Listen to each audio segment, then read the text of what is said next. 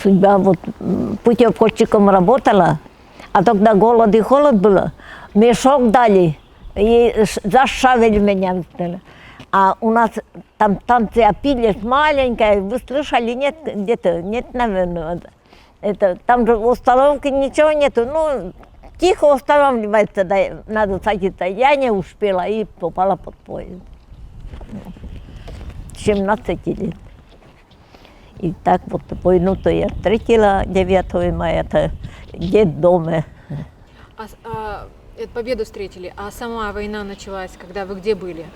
В школе училась, 9 класса уже забрали, в 42 году.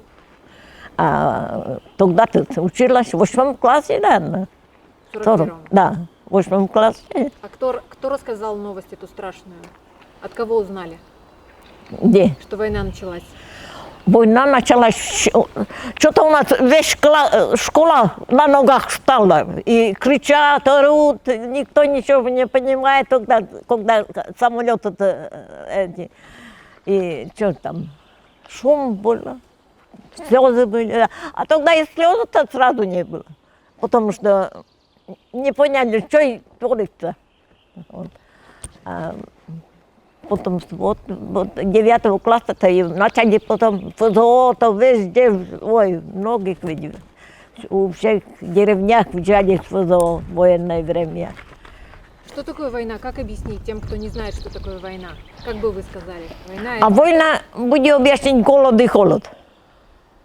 Как он объяснить? Но вот так вот, когда я работала вот путеводчицей, мы вот коробки спички продавали это махорку этим военным там это или военным, или это, а потом военным, а потом продавали это, 100 рублей дали вот спички коробки, и потом хлеба дали. И это дали мы военным, это, тюремщикам. 100 рублей было спичка, коробка 100 рублей. И хлеба нам надо хлеба, вот тюремщикам дали вот эту спичку, коробку, нам дали хлеба кусочек много ли. А когда ФЗО-то взяли по одному, каждый дом заходили, дали нам 3 картошки сваренные, просто в мундире. Мы делились на 16 человек. Другой дом, опять другая зашла. Нас ругают, нас плачут, а все равно дают. Все равно дали вот только картошку, вот такую, 3 картошки. И вот так мы заключенных, а их не были заключенные бараки, заключенных всех увезли на фронт, а мы там остались, учили нас на путеводчица. 16 лет, 17 лет. И доверили, и сейчас не верится, что доверили нам 17 лет, а мы уснули, спали возле столбов. Там же ночью-то, целую ночь надо дежурить, как дежурить ночь. Как вас папа называл? Как папа вас называл? Как? Отец как называл вас в детстве? Как он вас называл? Ну, отец у нас хороший был, что отец хороший был, нас всех. Когда я без обоих ног осталась, он приезжал с фронта. Он потом добился самолет, тогда двухместные это были маленькие самолетики-то. Ходили, летали на аэропорт Объячево. Дали ему целый самолет двухместный. Меня в Сыктывкар, детдом увезли с обоих ног на протезы. Он добился протеза меня. Вот он какой был. Как называл вас? Леночка? Как называл? Да, как Елена моя прекрасная. Дочки называла, дочки, да. У нас было, 3 мы были, да, брат. Брата учили кировский агрономом.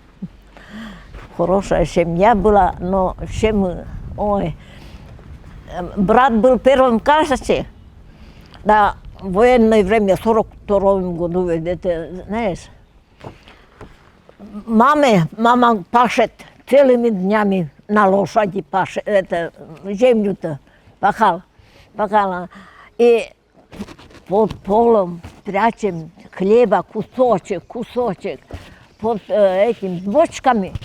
Он, бедный, придет, кушать надо. Маму не жалела, все равно это найдет. Кусочек. Вот какая жизнь была. Чай пили этим,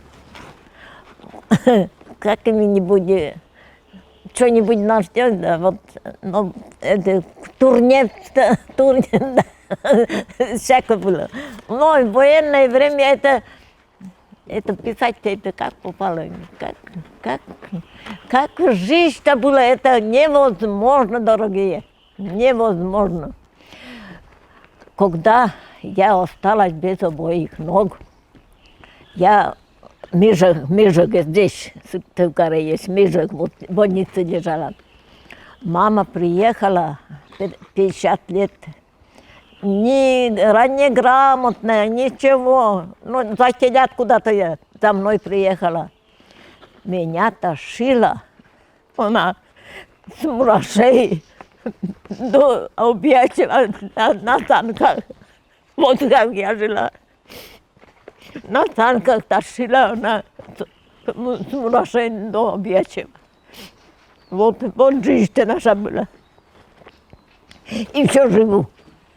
Слава Богу. Да. И работала такими ногами 58 лет, день и ночь. День работала бухгалтером, ночью работала кино. 17 лет в совхозе работала. Да, тогда же не было, трудодень было. Ничего не да. Я работала кино ночью, такими ногами вот. И 58 лет работала всю жизнь. И маленькими руководящими должностями, маленькими, да, маленькими должностями вот так.